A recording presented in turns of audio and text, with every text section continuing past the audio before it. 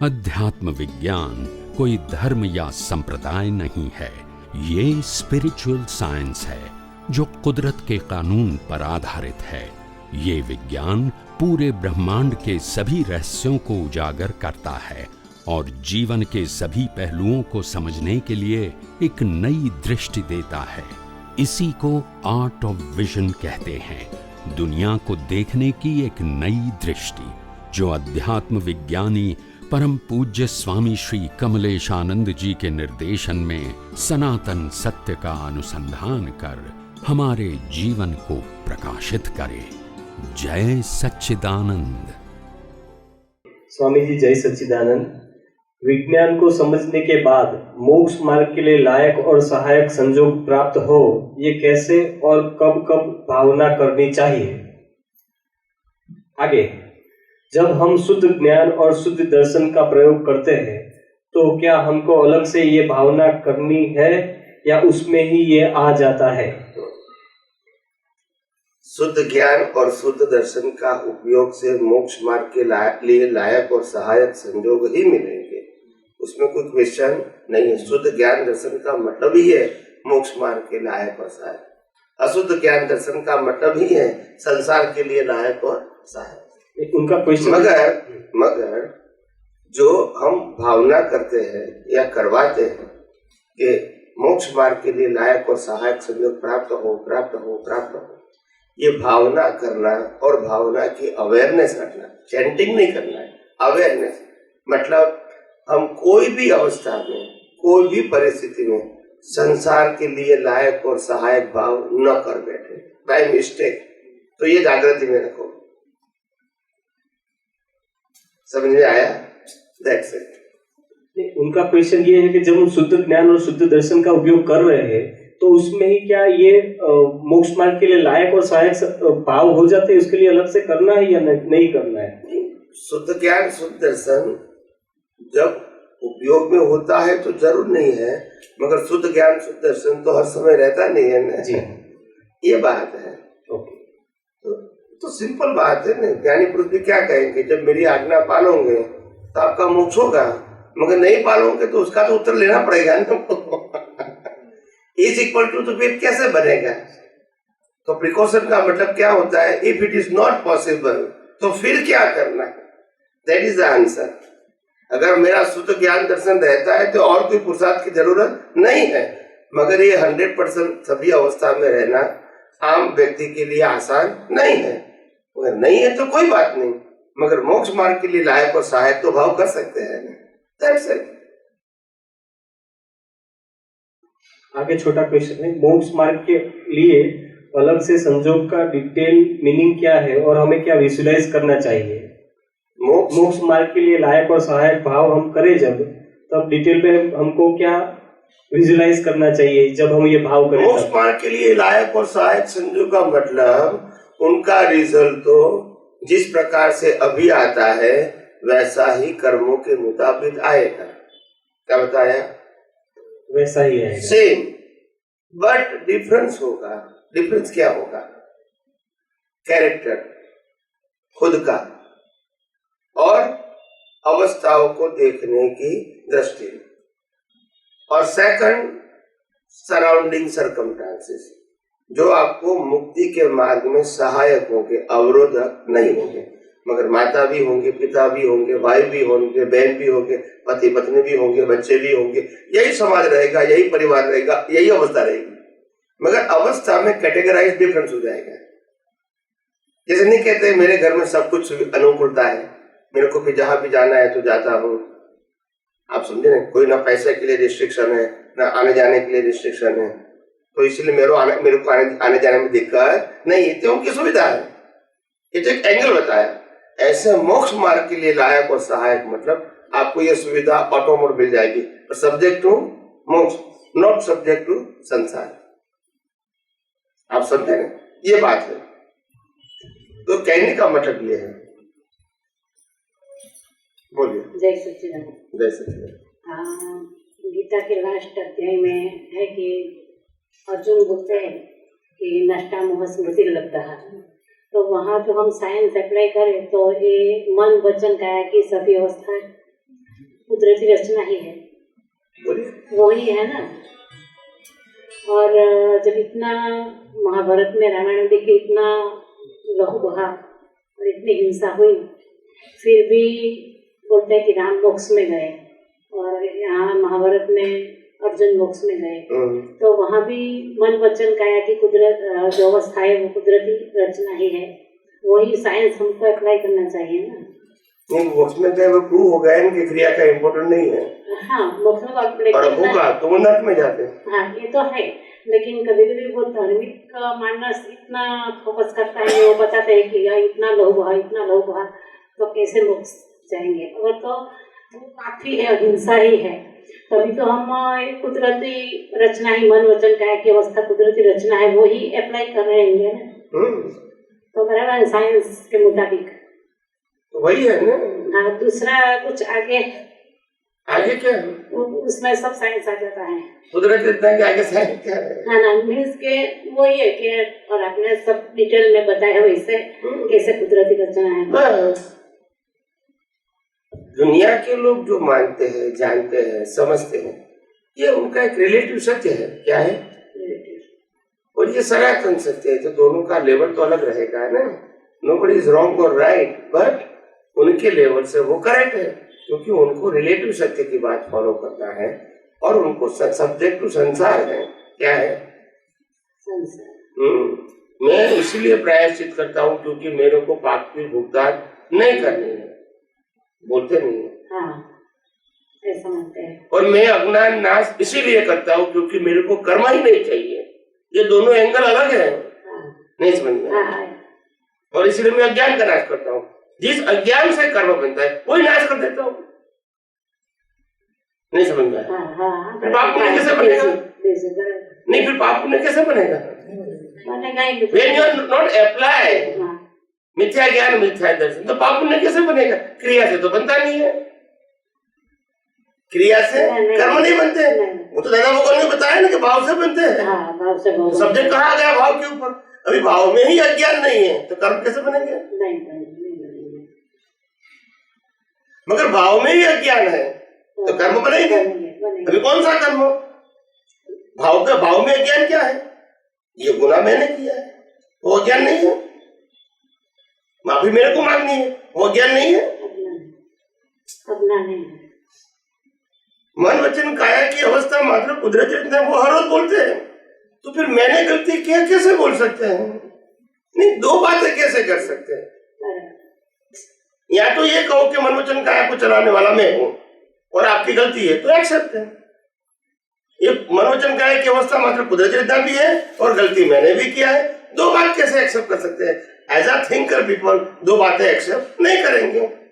हाँ, इसीलिए तो आपने जो साइंस समझाया वो जब अप्लाई करते हैं तब क्लियर हो जाता है, लेकिन जिसको मालूम नहीं है जिसको, तो वो क्या प्रतिष्ठित आत्मा है, क्या मूल आत्मा है, और क्या ये प्रकृति है, सब जब थॉट शरीर में कहाँ पे इकट्ठे होते हैं, वो विचार लेके आते हैं कि उस जन्म में पैदा होते हैं कि विचार लेके आते हैं आदमी। वो विचार अपने शरीर में कहाँ पे जन्म मतलब इकट्ठे होते हैं, और विचारों को कम कर सकते हैं क्या? जो लाए हैं उसको कम कर सकते हैं कि भुगतने का ही है। दूसरा, एक ही सिचुएशन में दो आदमी है, वो अपने विचार, उसको पॉजिटिव विचार आते हैं, किसी को नेगेटिव विचार आते हैं, वो किस कारण, और विचार कैसे पैदा होते हैं? विचार को कम करना हो तो कैसे कर सकते हैं? ये मेरा प्रश्न है। सबसे पहली बात यह है कि विचार हमारे हाथ में है ही नहीं, और इसीलिए हमको नहीं करना है तो भी आएगा नहीं। अगर हमको नहीं करना है तो क्यों आता है? बोलते नहीं, आते हैं। नहीं, मेरा प्रश्न का उत्तर दो। हमको नहीं करना है तो क्यों आता है, उसका उत्तर दो। आता है, मैंने नहीं पूछा, प्रश्न पूछा आपको, क्यों आता है? लाए हैं साथ में, वो लाए, आपने उत्तर दिया, तो प्रश्न भी किया क्रिया अवतार का है कि पिछले, तो क्यों प्रश्न किया? नहीं, प्रश्न इसलिए किया कि उसको हम कम कर सकते हैं क्या? अभी वो मान लो कि अभी तो हमारा एक जन्म में मोक्ष होने वाला नहीं है, बहुत जन्म में जन्म निकलेंगे, व्यवहार में जो तकलीफ आती है विचारों की वजह से हम किसी सॉल्यूशन नहीं निकाल सकते। इस भाव में अच्छे विचार होंगे तो नेक्स्ट बर्थ में उसका कुछ सॉल्यूशन भी अच्छी तरह से निकलेगा। नेक्स्ट बर्थ में, ये बर्थ में तो जो लेके आए वो तो हो ही जाएगा, लेकिन एक जन्म में तो हमारा मोक्ष होने वाला नहीं है, बहुत जन्म में जन्म लगेंगे। संसार में ही रहने का है, संसार की क्रियाएं आएंगी, संसार के ही उसको क्रियाओं का समाधान मन से, विचार से, बुद्धि से करना पड़ेगा। तो ऐसा इस जन्म में कैसा करेंगे नेक्स्ट बर्थ में या आने वाले बर्थों में उसका सॉल्यूशन अच्छी तरह से हम निकाल सके। नेक्स्ट बर्थ में अपना सॉल्यूशन ये बर्थ में कैसे निकाल सकते हैं? बर्थ में तुम्हारा प्रश्न क्या है नहीं समझ में आता है। मेरा आपको अभी की बात करनी है, नेक्स्ट बर्थ की बात अभी कैसे करेंगे? नहीं, नेक्स्ट बर्थ में हमारे जो विचार अभी हैं वो गए जन्म के भावों के हिसाब से या किसी हिसाब से मुझे पता नहीं है विचार के आपको पता नहीं है, मगर इतना तो पता है ना कि वो अपने आप आते हैं अपनी मर्जी के बिना। हाँ बराबर। मतलब अगर हमारी मर्जी के बिना आते मतलब हमारा कंट्रोल नहीं है, बराबर। और हमारा कंट्रोल नहीं है तो किसी का तो कंट्रोल होना चाहिए ना। किसी का होगा, मतलब कुदरती रचना। हाँ, कुदरती रचना। और कुदरत क्यों देती है? हाँ, कुदरत देती होगी किसी कारण कुछ तो वो नहीं, मैं आपको प्रश्न करता हूँ क्यों देती है हमको विचार? कोई हमको कॉज नहीं करना है, कोई कॉज किया हो तो बात हो गई फिर बात में। तो मैंने पहले सिंपल बताया कि पिछले अवतार के कर्मों के आधार से, मानसिक कर्मों के आधार से विचार आते हैं। इतना लंबा करने की क्या जरूरत है? मन वचन काया की अवस्था मात्र कुदरती रचना है, तो मन नहीं आ गया, मन आ गया। मैं वही और कुदरती रचना का मतलब कॉज की इफेक्ट। फिर इतना गुचवाड़ा पैदा करने की क्या जरूरत है? गुचवाड़े का प्रश्न नहीं था कि हम ये जो पैदा होते हैं विचार वो किसी भाव के हिसाब से पैदा होते हैं कि कोई कर्म के हिसाब से पैदा, किस हिसाब से पैदा कि ये जन्म में ऐसे विचार रखे या ऐसे भाव करके नेक्स्ट जन्म में जो है अच्छे विचार है। जो मैं वही बोल रहा कि एक आदमी पॉजिटिव विचार कर सकता है, एक आदमी नेगेटिव विचार कर सकता है, बरोबर। तो पॉजिटिव वाले ने ऐसा क्या किया होगा उसको पॉजिटिव विचार आते हैं, नेगेटिव वाले ने ऐसा क्या किया होगा तो उसको नेगेटिव विचार आते हैं। तो पॉजिटिव नेगेटिव जो विचार जिसको भी आते हैं वो भी उसका उदय कर्म ही है। जैसा ज्ञान दर्शन है वैसा ही उनका विचार होगा। पुराने तो वैसा होगा जो भर के लाए, और नया वैसा होगा जैसा ज्ञान दर्शन है। और नया जो ज्ञान दर्शन वाला भरेगा उसमें भी अज्ञान होगा तो वही विचार भरेगा और वही विचार नेक्स्ट बर्थ में ही निकलेगा। तो ऐसा क्या भरेंगे पॉजिटिव विचार आए? इसके लिए तो विज्ञान है। विज्ञान से तो आप ऐसा समझते कि वैनिश हो जाएंगे, कर्म बदलेंगे नहीं, लेकिन हम एक क्षण जो है जो क्रियाएं होती है, जो कोई भी विचार आते हैं, हम एट अ टाइम सारे विचारों को हम वो विज्ञान अप्लाई नहीं कर सकते। बहुत सारे माइन्यूटली मतलब 1.001% हम अप्लाई कर सकते हैं, बाकी विचार ऐसे ही निकल जाते हैं, उसमें हम संलग्न हो जाते हैं, उसके साथ बंध जाते हैं, हम भाव हो जाते हैं, जो भी हो जाते हैं, कुछ भी हो जाते हैं, हम इतना वो अप्लाई कर नहीं सकते। 0.00001 अप्लाई होता है, बाकी विज्ञान समझते हैं, समझ में आता है, लेकिन अप्लाई 0 है। तो हम ऐसे क्या विचार ऐसे कौन से आए हमारे मन में, या ऐसे कौन से भाव आए जो हम नेक्स्ट भाव में, तो एटलीस्ट ये जो विज्ञान अप्लाई हो, लेकिन भाव विचार तो अच्छे आए हमें। मेरे कहने का विचार तो एटलीस्ट अच्छे आए भाई, अप्लाई होगा, कर रहे हैं, समझ रहे हैं, अप्लाई करने की कोशिश भाव करते हैं, लेकिन विचार गलत होंगे, गलत लोगों के साथ अटैच हो जाएंगे तो ये भी जो भी होगा वो भी निकल जाएगा। एटलीस्ट अच्छा माहौल में तो रह सके। यानी कहने का मतलब जो आपका जो दृष्टिकोण है वो दृष्टिकोण धार्मिक या सामाजिक है, क्या है?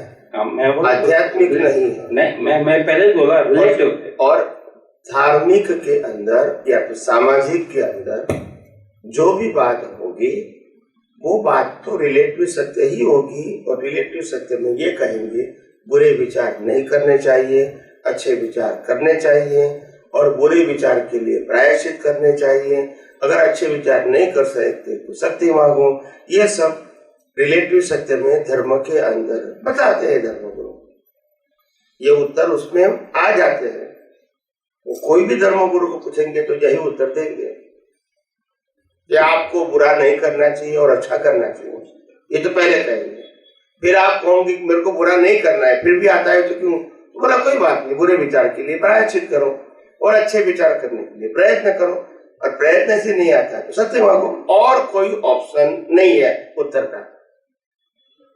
इसको मिटाओ, इसको करते रहो, और नहीं कर सकते तो शक्ति मांगो। ये 3 से चौथा ऑप्शन धर्म के अंदर, समाज के अंदर नहीं है किसी के पास। Only 3 option. क्या बताया? पहला, बुरा विचार नहीं करो, अच्छा करो। ये पहला बताएंगे सामाजिक और धार्मिक व्यक्ति। बुरा नहीं करो, अच्छा करो, नंबर 1। दूसरा, अगर बुरा आता है तो उसके लिए प्रायश्चित करो। अच्छा नहीं कर सकते तो उनके लिए शक्ति मांगो। इसके अलावा सामाजिक और धार्मिक गुरु के पास कोई उत्तर नहीं हो सकते। शब्द कोई भी हो सकते, उत्तर इसी में समा जाएगा। नपुंसक का मतलब होता है उसके अंदर न पुरुष है न स्त्री है, उनके अंदर पावर ही नहीं है कोई, ये कहने का मतलब है। और तुम पावर वाले हैं और बिना पावर वाले से डरते हैं, यही तुम्हारी कमजोरी है, यही तुम्हारी अज्ञानता है, यही तुम्हारी रॉन्ग बिलीफ है। और रॉन्ग बिलीफ को तोड़ने के लिए आपको यूनिवर्सल ट्रूथ साइंस चाहिए कि भी विचार खुद ही आके चले जाते हैं। अगर वो विचार ऑटो मोड है तो मैं इसमें इन्वॉल्व क्यों होगा? भले आते हैं, मेरे को प्रश्न नहीं क्यों आता है, मगर मैं एक नहीं लाखों विचार भी अगर आते हैं तो देखने में क्या तकलीफ है? अगर देखना नहीं पाता तो कोई बात नहीं, बिना देखे भी चले गए तो तकलीफ क्या है? अपने को लाना तो है नहीं कि चलो भी 100 रुपये 100 मेरे पास चीज थी, 2 चुरा लिया, ऐसा तो है नहीं। चले गए तो चले गए, राज्य तो नहीं हुआ ना, फिर क्या तकलीफ है? बोलते नहीं है। अगर मैं यहाँ विंडो पे खड़ा हूँ और इतने सारे वाहन भीड़ में जा रहे हैं, मैं देख रहा हूँ, फिर मैंने देखा ये स्कूटर अच्छा है, ये कार अच्छी है, ये मैंने देखा, तो उसके साथ साथ हजारों वाहन अपने आप चले गए मेरे नजर के सामने, मगर मैंने देखा तो क्या नुकसान हो गया? ये नुकसान क्या हो गया? बोलते नहीं है। ये नुकसान नहीं हो तो विचार नहीं देखा तो नुकसान क्या हुआ? हमको इंटरेस्ट कहाँ है? हमको तो एक भी विचार देखना नहीं है, उसका एक ही टाइटल कुदरती एक विचार है या लाख विचार है, टाइटल क्या बताया? फिर हम इसको अलग अलग आइडेंटिफाई क्यों करेंगे? वाई?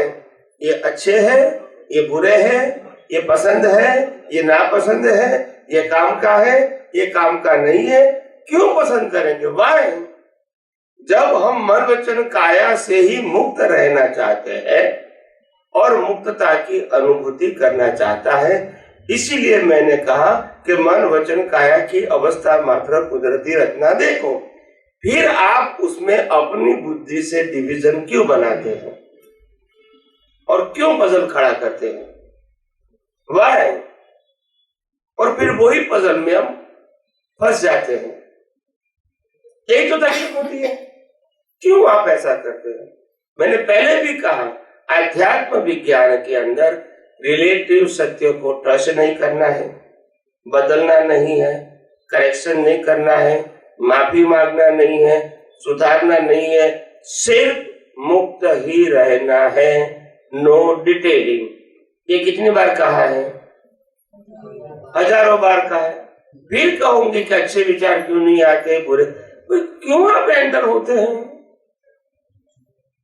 हम इस दुनिया से मुक्ति पाना चाहते हैं या मन वचन काया को सुधारना चाहते हैं? First you decided.